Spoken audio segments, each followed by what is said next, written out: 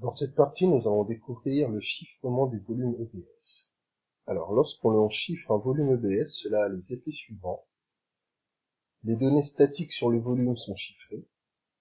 Toutes les données échangées entre l'instance et le volume sont chiffrées à la volée.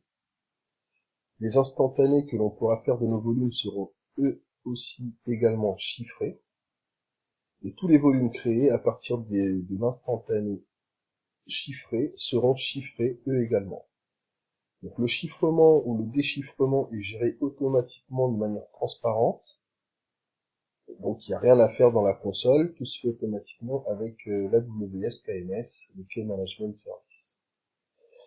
Le chiffrement a un faible impact sur la latence, donc ça ne mange pas de pain de l'activer pour vos volumes. Ça a vraiment un très faible impact sur les performances.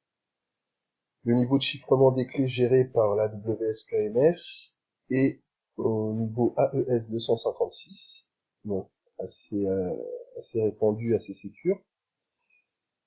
Copier un instantané chiffré permet d'activer le chiffrement sur le volume final.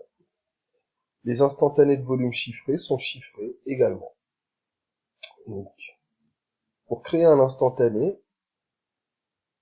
d'un volume, la méthode est la suivante. On peut chiffrer l'instantané en utilisant la copie. On peut créer un nouveau volume à partir de l'instantané chiffré. À ce moment-là, le volume obtenu sera chiffré également. Et il est alors possible d'attacher le nouveau volume chiffré à l'instance d'origine. On va voir comment cela se passe dans la console. De retour dans la console, on va aller regarder nos volumes. Donc on a les deux volumes que l'on a créés avec notre instance. Et on a ici le volume que l'on a copié à partir de celui-ci, qui n'est pas chiffré, et qui est en disponible ici. Donc, en état disponible. On voit également ici que son statut de chiffrement, il n'est pas chiffré. Donc, pour pouvoir chiffrer, avoir ce disque, mais de manière chiffrée, ce qu'on va faire, c'est qu'on va aller vérifier l'état de notre instantané. Donc ici, on voit que notre instantané n'est pas chiffré. Donc, ce qu'on va faire, c'est qu'on va faire une copie de notre instantané. On va rester dans la même zone. Copie à partir de mon instantané. Et on va chiffrer cet instantané avec la clé par défaut d'AWS. Donc, on valide, on ferme. Donc là, j'ai mon instantané chiffré qui est en cours de création.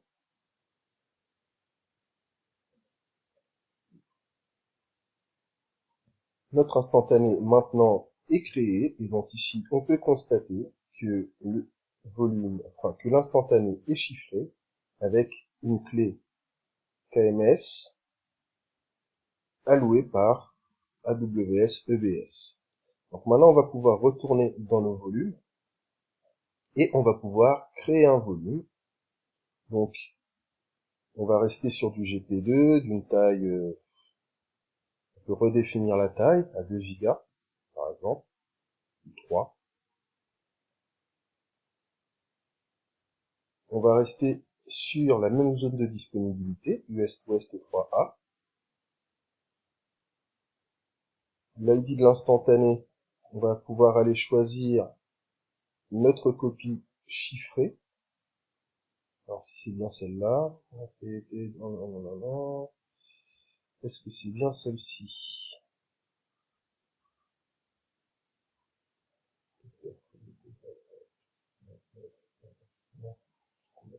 Je pense que c'est celle-là. Et donc, ici, on va pouvoir chiffrer le volume à partir de l'instantané. Donc, on va créer notre volume. Alors, clé principale, et par défaut. Donc, voilà, on choisit la clé, le type de clé, et on va pouvoir créer notre volume fermé. Et ensuite, on va pouvoir, une fois qu'il sera apparu, on va pouvoir attacher notre volume à notre instance, à condition, bien entendu, que notre instance se trouve dans la même zone de disponibilité que notre volume. Donc là, ça ne marchera pas parce que j'ai mon volume qui est en zone EU West 3A. Or, mon instance est en zone EU West 3B. Mais bon, on comprend le concept. Donc, on crée notre volume à partir d'un instantané. On va pouvoir redéfinir la zone de disponibilité. Donc, du coup, déplacer notre volume d'une zone ou d'une région à une autre. Et on va pouvoir attacher à nos machines à condition d'être sur la même zone de disponibilité. Voilà pour le chiffrement et le déchiffrement des volumes EBS.